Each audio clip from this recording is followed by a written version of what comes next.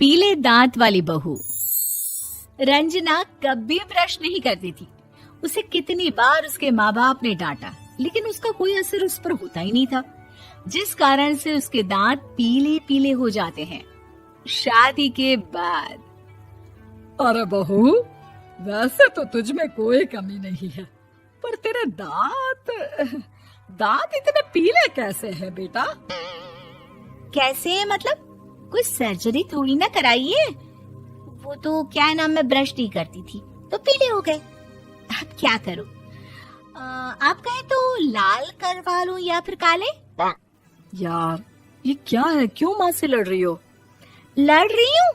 अरे मैं लड़ रही हूँ या ये बोल रही है कि दांत पीले हैं, पीले। अरे तपस्या थोड़ी ना की है इन्हें पीले करने के लिए। बकायदा ब्रश नहीं किया है 20 साल तक, तब जाकर। छी, कैसी बात कर रही हो? ये उस वक्त तो पीले नहीं थे जब हम लोग तुम्हें देखने आए थे। अरे तब साफ करवा लिया होगा डेंटिस्ट के पास जाकर। अब देखो कैसे पीले पीले लग रहे हैं।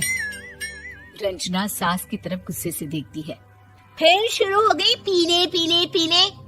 अरे पीले तो तब भी थे जब मेरे हाथ का रसगुल्ला उड़ा उड़ा कर खा रही थी और बोल रही थी, लड़की नहीं गुणों का खजाना दे रहे भाई साहब आप। खैर, अब वो लोग करते भी तो क्या करते, पीले दांत वाली बहू पल्ले पड़ी थी तो झेलना तो था ही। एक दिन कीर्तन में रंजना गाना गा रही थी। अरे कमला बहन, माँ का द्वार है, यहाँ तो सब शुद्ध होकर आते हैं, फिर अपनी बहू को ब्रश भी नहीं करवाती तुम। दूर से पीले पीले दांत भक्ति में बाधा उत्पन्न कर रहे हैं। अरे कोई 2 साल के बच्चे थोड़ी ना लेकर आई हूँ मैं बहू बनाकर। अच्छी खासी लड़की है, अरे कैसे करवाऊं ब्रश? ये तो उसे खुद करना चाहिए ना। अब माँ बाप तो इसके जैसे तैसे निपटा दिए, ये नहीं सोचा कि सास कैसे संभालेगी। सास बहू को लेकर घर आ जाती है, लेकिन सोच लेती है कि अब इसे लेकर कहीं नहीं जाएगी। अगले रोज बहू कहती है, अरे क्या हो गया, मंदिर नहीं जाना क्या? कीर्तन का वक्त हो रहा है। मेरी मधुर वाणी से कान्हा जी जागते हैं और सोते हैं। आप तो जानती है ना उनकी भक्ति में कितना मन लगता है मेरा। वो क्या है ना, तबीयत ठीक नहीं लग रही है मेरी, आराम करूंगी मैं। तबीयत ठीक नहीं लग रही? अभी तो मिथुन के गाने पर नाच रही थी आप, और अब बोल रही है कि तबीयत ठीक नहीं लग रही। अरे भक्ति में मन लगा लो सासू माँ, ऊपर जाना है, क्या मुंह दिखाओगी आप? हाँ? सास को बहू की बात पर गुस्सा आ जाता है। मैं क्या मुंह दिखाऊंगी, इसकी चिंता तो ना कर, समझी? अपने मुंह की चिंता कर, जो ये पीले पीले दांत लेकर हर जगह पहुंच जाती है। पता है लोग कितना मजाक बनाते हैं। ना जी ना, मैं नहीं जाना कहीं तेरे साथ। तो ये बात है। कोई ना, मत जाओ, मैं अपने कमरे में ही बैठकर भक्ति कर लूंगी। ऊपर वाला दांत थोड़ी ना देखता है, मन देखता है, भावना देखता है। और अरे बस बस, तू सब कुछ दिखा, बस ये सफेद चमकदार दांत ना दिखाना किसी को, है? जा यहाँ से।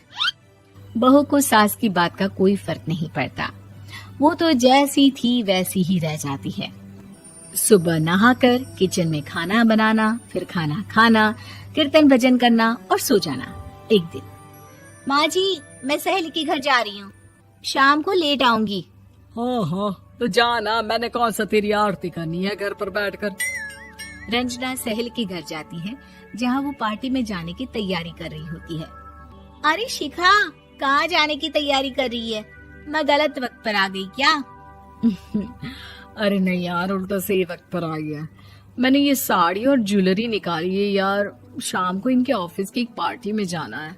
बताना कैसा लग रहा है ये सब?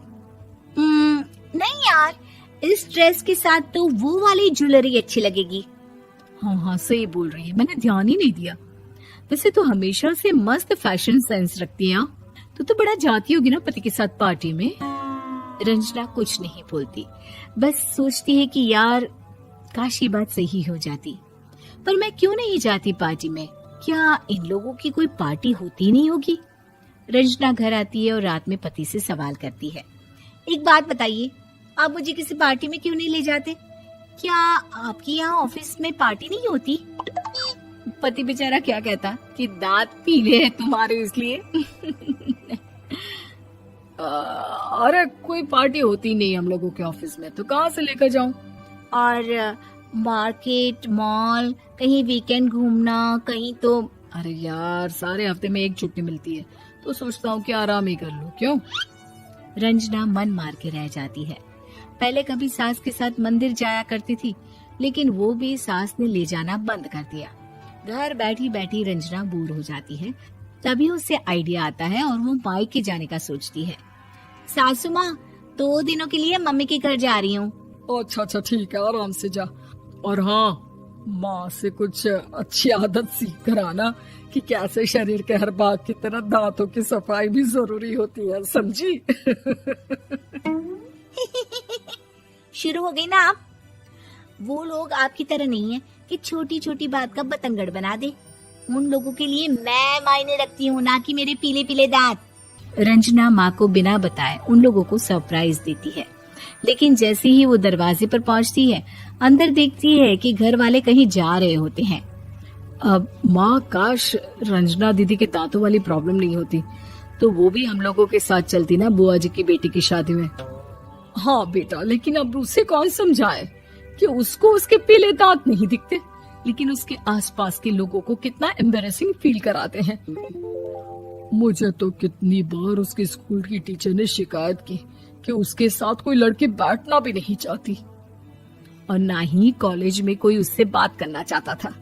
लेकिन पता नहीं क्यों उसे ये बात समझ में ही नहीं आती। कोई कमी नहीं है उस लड़की में, बस यही कि दांत पीले हैं। वो तो भला हो जीजाजी और उनकी माँ का, जो दीदी को जैसी है वैसे ही रखा हुआ है। रंजना को अपने घर वालों की बात सुनकर बहुत दुख होता है। वो सोचती है कि वो क्या करे, लेकिन फिर वो सीधा डेंटिस्ट के पास जाती है, अपने दांत चमकाती है और कसम खाती है कि वो रोज ब्रश करेगी। अरे क्या हो गया? तुम तो 2 दिनों के लिए गई थी ना, पर कोई ना, अच्छा है, चलो आ गई तो। रंजना सास के सामने आकर खड़ी हो जाती है और पूरी स्माइल करती है, उसके चमकदार दांतों को दिखाती हुई। है? चले मंदिर। माँ, मुझे माफ कर दीजिए, मैंने आप लोगों को बहुत एम्बैरेसिंग फील करवाया। मैं आज से रोज ब्रश करूंगी।